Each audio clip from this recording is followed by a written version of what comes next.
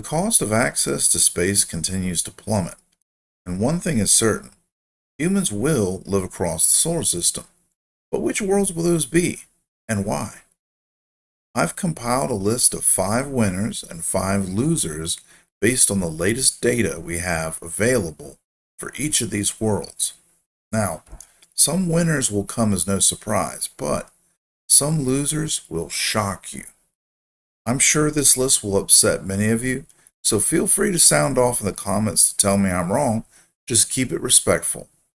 Let's get to it.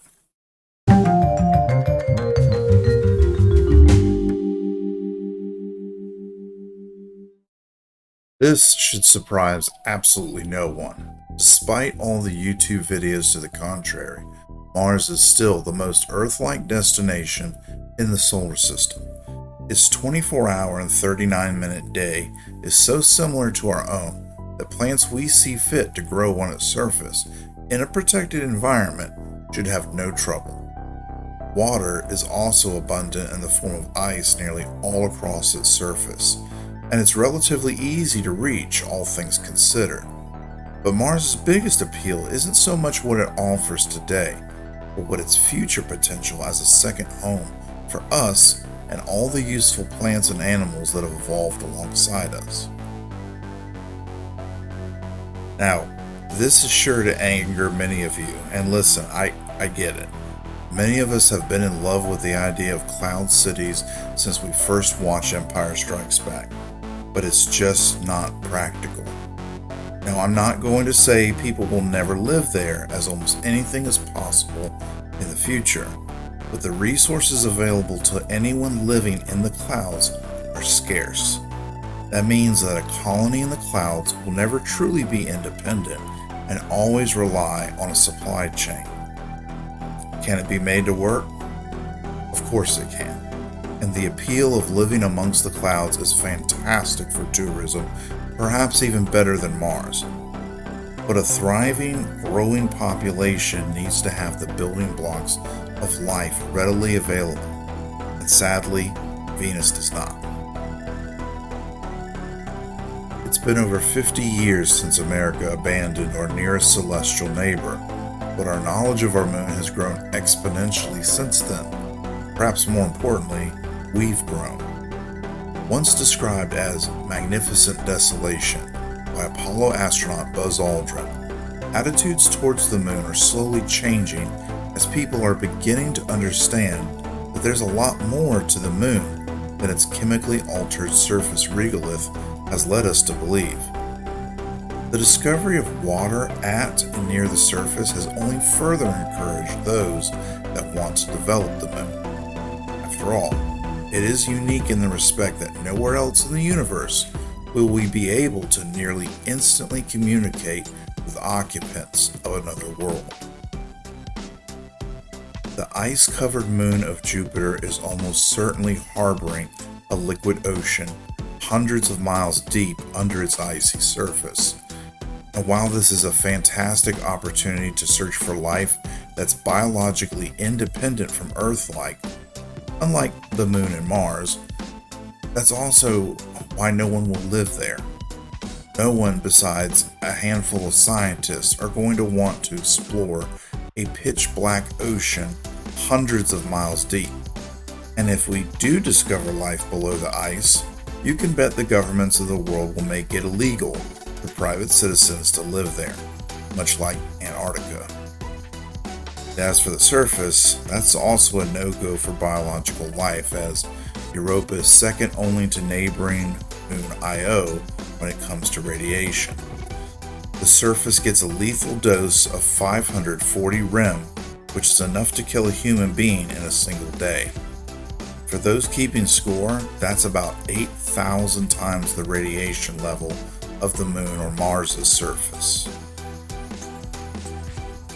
Do you realize it now that all the skills we acquired developing the moon's south pole are perfectly suited to likewise develop Mercury's north pole? Mercury seems cursed to perpetually be overlooked and underestimated, but the tiny planet has so much going for it. Its poles seem to be far richer in ice than our moon, its surface much richer in metals. But perhaps best of all, Mercury receives over 600% the solar energy the Earth does, making Mercury the energy capital of the solar system. Once propulsion technology advances to the point that we can take advantage of Mercury being the closest planet to every other planet on average, it's easy to foresee a very bright future for Mercury indeed. Much like Europa, Titan, the largest moon of Saturn and the only moon with a significant atmosphere, it's a scientific treasure trove. But people will not choose to live here. This far from the sun, Titan only receives about 1% of the sunlight the Earth does, and that's if the clouds didn't permanently obscure the sun, as well as Saturn itself. Nuclear could be an option, but to reach the material needed, or for that matter any metals, you'd need to drill through 200 kilometers of ice, then dive to the bottom of an equally deep underground ocean. Needless to say, it'd be far easier to import the needed resources from the other moons. That is, if anyone ever chooses to live in this frozen hell. At first glance, the tiny world doesn't seem to have much to offer, but that couldn't be further from the truth. Its quick rotation will allow colonists to live away from the poles anywhere on its surface, unlike Mercury and the Moon, which are most habitable at the poles. It's also blessed with an abundance of organic compounds and water ice, which, when combined with its low gravity and fairly plentiful sunlight, will make it ideal for growing food and shipping agriculture all across the solar system. And all this is before the Martians claim it as their moon.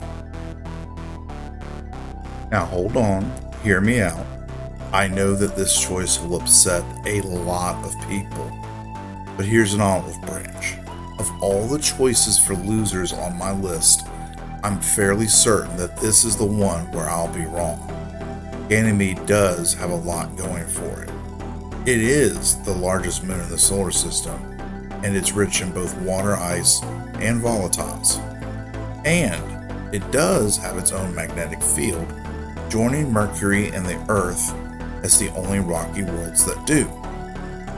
Unfortunately, that field is the weakest of the three and is completely overwhelmed by the radiation belts of Jupiter, making Ganymede 145 times more radioactive than Mars, which is itself 700 times more radioactive than the Earth.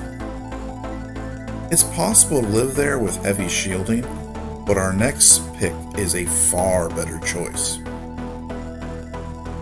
Much like the planet Mercury, Callisto is criminally overlooked and underappreciated. It's nearly as large as Ganymede, but lies just outside Jupiter's deadly radiation belts, making it one of the least radioactive places on our list.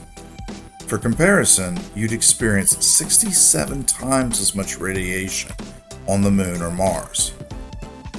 Callisto is also richer in water, ice, and organic compounds, with virtually no axial tilt, making the poles ideal locations for agriculture and energy collection.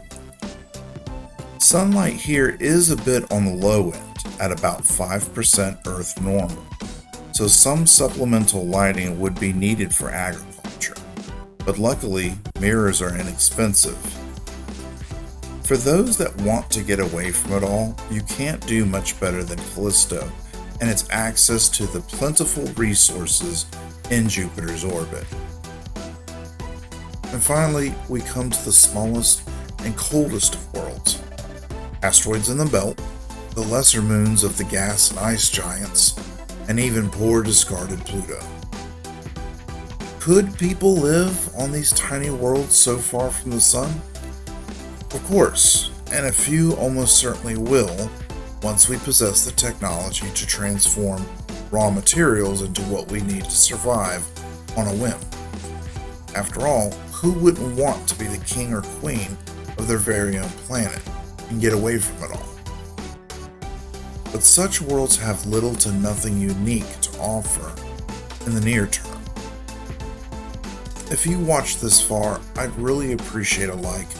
Let me know your thoughts. I love reading through your comments. So until next time, be good or be good at it. Thanks for watching.